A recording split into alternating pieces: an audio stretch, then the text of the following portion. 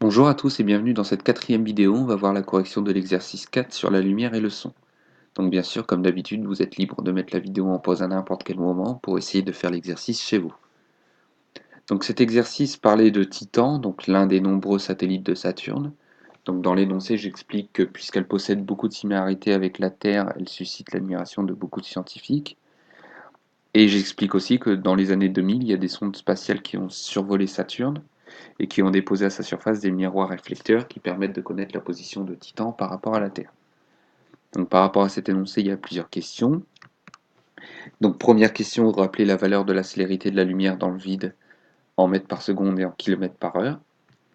Donc dans la deuxième question, j'explique que grâce à un miroir réflecteur, les scientifiques peuvent déterminer la distance qui nous sépare de Titan. Donc justement, question de expliquer comment un scientifique qui possède un laser peut déterminer la distance entre la Terre et Titan. Et enfin, question 3, en réalisant l'expérience de la question 2, le scientifique obtient un temps de 8333 secondes. Question 3, en déduire la distance entre la Terre et Titan, en mètres et en kilomètres. Donc question 1, rappeler la valeur de la célérité de la lumière dans le vide. Donc on rappelle dans cette vidéo que la valeur de la célérité de la lumière dans le vide est de 300 millions de mètres par seconde, et on cherche cette vitesse en kilomètres par heure. Donc pour ça, il nous faut deux égalités, hein. Une égalité qui permet de passer des mètres au kilomètre et une autre égalité qui permet de passer des secondes aux heures. Donc avant toute chose, je rappelle que 300 millions de mètres par seconde, on peut l'écrire 300 millions de mètres divisé par une seconde.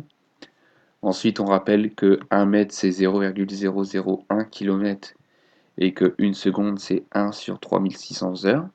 Donc ensuite, il suffit de remplacer le mètre par 0,001 km et la seconde par 1 sur 3600 heures, ce qui donne donc 300 millions fois 0,001, le tout divisé par 1 fois 1 sur 3600 heures. Et si vous faites ce calcul à la calculatrice, vous trouverez donc un résultat final de 1 milliard 80 millions de kilomètres par heure. C'est donc la vitesse de la lumière dans le vide en kilomètres par heure. Question 2. Comment un scientifique qui possède un laser peut mesurer la distance entre la Terre et Titan? Donc il faut expliquer chaque étape, hein. Il faut dire que le scientifique il envoie un rayon laser en direction de Titan, que celui-ci rebondit sur l'un des miroirs réflecteurs qui est sur Titan et qui retourne sur Terre, que le scientifique il mesure le temps que met le rayon laser pour faire l'aller-retour, et qui multiplie ce temps aller-retour par la célérité de la lumière pour avoir la distance aller-retour. Et enfin, il divise par 2 cette distance aller-retour pour avoir la distance Terre-Titan. Donc ça, c'est une méthode, hein. Il y a une deuxième méthode qui consiste à diviser directement par 2 le temps aller-retour, puis de multiplier par la célérité de la lumière. Et enfin, question 3, donc on trouve un temps aller-retour de 8333 secondes, donc on doit en déduire la distance Terre-Titan. Donc TAR pour temps aller-retour est égal à 8333 secondes. La vitesse de la lumière, 300 millions de mètres par seconde. La formule qui permet de calculer la distance Terre-Titan, que j'ai notée ici, dTT, donc pour distance Terre-Titan, c'est la suivante. C fois TAR divisé par 2. On remplace les valeurs que l'on connaît. Donc 300 millions pour la valeur de la vitesse de la lumière, 8333 pour le temps aller-retour. Et on calcule à l'aide de la calculatrice et on trouve un résultat de 1,24995 fois 10 puissance 12. Donc je rappelle, 10 puissance 12, la puissance est positive, donc on décale la virgule vers la droite. Et 12, ça veut dire qu'on décale 12 fois la virgule vers la droite. Et donc si on décale 12 fois la virgule vers la droite, on trouve donc une distance Terre-Titan de 1249 milliards 950 millions de mètres.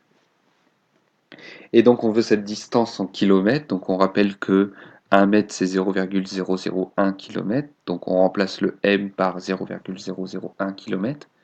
Donc ça fait donc 1249 milliards 950 millions fois 0,001 et on trouve donc un résultat final de 1 milliard 249 millions 950 000 km. C'est donc la distance Terre-Titan en kilomètres. Donc je vous remercie de m'avoir écouté pour la correction de l'exercice 4. N'hésitez pas à regarder mes autres vidéos où je corrige les autres exercices sur la lumière et le son.